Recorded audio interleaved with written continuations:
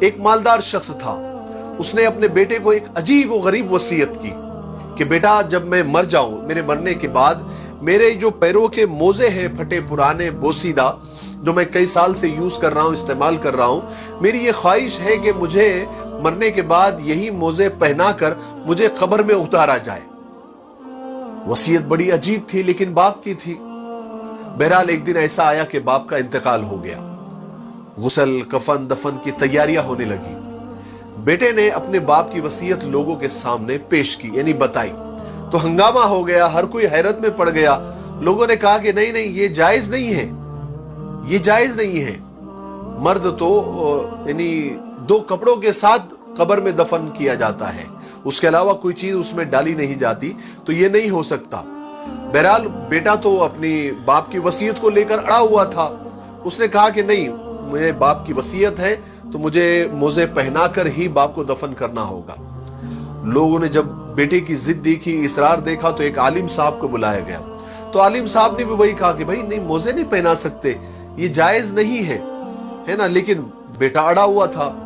تو کیا کیا گیا کہ بہت سارے عالموں کو، یعنی علماء کو جمع کیا گیا شہر کے، اور اس پر ایک میٹنگ رکھی گئی کہ کہیں سے کوئی گنجائش نکل جائے، کہیں سے کوئی راستہ نکل جائے کہ موزے کے ساتھ اس کے باپ کو دفن کیا جائے۔ بہرحال بہت لمبی چلی میٹنگ، لیکن کوئی نتیجہ نہیں نکلا، کیونکہ کفن کے ساتھ ہی دفن کرنا پڑتا ہے، باقی اور کوئی چیز اس کے ساتھ دفن نہیں کی جا سکتی، کوئی اور چیز پہنایا نہیں جا سکتا۔ بہرحال جب یہ ہوا تو اچانک ایک آدمی آیا،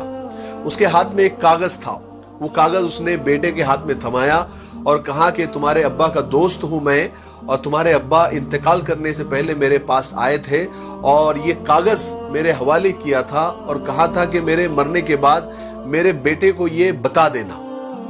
بہرحال بیٹے نے چٹھی کھولی تو اس میں لکھا ہوا تھا کہ میرے بیٹے، تم دیکھ رہے ہو نا یہ سب ہنگامہ، اتنی دولت، اتنی گاڑیاں، اتنے بنگلے، اتنے بینک بیلنس، اتنے کارخانے، اتنی کمپنیاں ہونے کے باوجود بھی میں اتنا مالدار آدمی ایک پرانا سا استعمال کیا ہوا بوسیدہ پھٹا ہوا موزہ تک میں قبر میں نہیں لے جا سکتا۔ ایک دن تمہیں بھی موت آنے والی ہے میرے بیٹے، جو مال و دولت میں نے چھوڑی ہے یا پھر جو تم کماؤں گے اس پر گھمنڈ مت کرنا، اس پر غرور مت کرنا، اس کا اچھا فائدہ اٹھانا، غریبوں کی مدد کرنا، کسی کو تکلیف مت دینا، بے سہاروں کا سہارا بننا، یتیموں کے سر پر ہاتھ رکھنا، بیواؤں کی مدد کرنا، کبھی کسی کا حق مت مارنا۔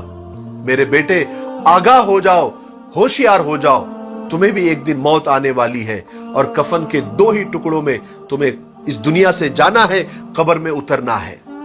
تم ایک آنا، ایک پیسہ بھی یا ایک پیسے سے آنے والا ایک سڑا ہوا موزہ بھی قبر میں نہیں لے جا سکتے۔ میرے ساتھ بھی اور تمہارے ساتھ بھی تمہارے اور میرے کیے ہوئے اچھے اور برے عمل ہی قبر میں جانے والے ہیں اور اسی کا بدلہ ہم کو ملنے والا ہے۔ ہمارے رب، ہمارے پروردگار نے فرمایا ہے کہ ایک ذرہ برابر بھی تم نے نیکی کی ہوگی تو تم کو اس کا بھی بدلہ دیا جائے گا، اور ایک ذرہ برابر بھی تم نے اگر برائی کی ہوگی تم کو اس کا بھی بدلہ دیا جائے گا۔ میرے بیٹے ہوشیار ہو جاؤ، مرنے سے پہلے مرنے کی تیاری کر لو۔ قصہ ختم، لیکن مجھے ایسا لگتا ہے کہ اس قصے سے مجھے تو بہت کچھ سیکھنے کو ملا، شاید آپ کو بھی اس قصے سے بہت کچھ سیکھنے کو ملا ہوگا۔ میرے لیے دعا کرتے رہیں۔ السلام علیکم۔